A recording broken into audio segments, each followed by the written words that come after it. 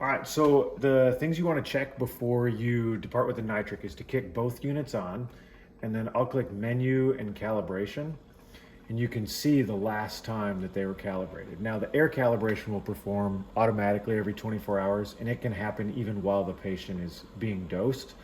And then the NO and the NO2 calibration should have happened within the last 2 weeks. So everything's green here, so that's good to go. The other thing I'll look for is inside to make sure that there's no little foil pieces stuck in there from the last time Nitric was dosed. Sometimes you can get a little piece of the cartridge left in there, and I just make sure that that's not there. If both units have kicked on and both have passed all their calibrations, that's all you're going to need to do looking at the units.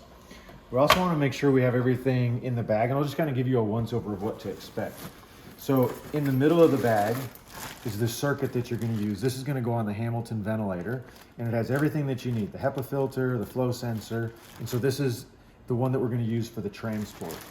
In the lid, we have some extra water traps, some ratchet straps if you need to fasten it down.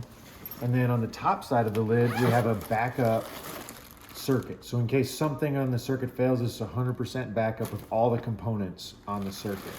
So hopefully that gets to stay right there, but you do have a full backup. In the end pocket over here, we should have 2 cassettes with you, and this is for dosing. Now, if the unit shuts off by accident, you have to start a new cassette. So I like to go into the patient with 2 cassettes in there, and I'll take a cassette and stick it in my primary unit when I get to bedside. So that's kind of my 3rd cassette that I'll take with me. And the last thing in this bag on the end is the BVM setup. So this is the BVM, a mask, and the tubing that you need to hook it up to the console in case you have a ventilator failure. So once you've checked and made sure everything's calibrated and ready and your bag is zipped up, what you want to do even before you depart the base on the flight is take this, and you can go ahead and hook this up to your Hamilton, and then you'll take the extra console,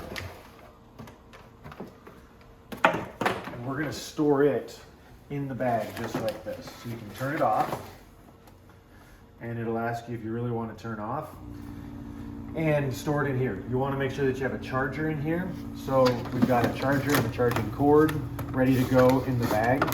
So make sure you have both the gray part and the black brick that looks like this. And then this can get packaged up.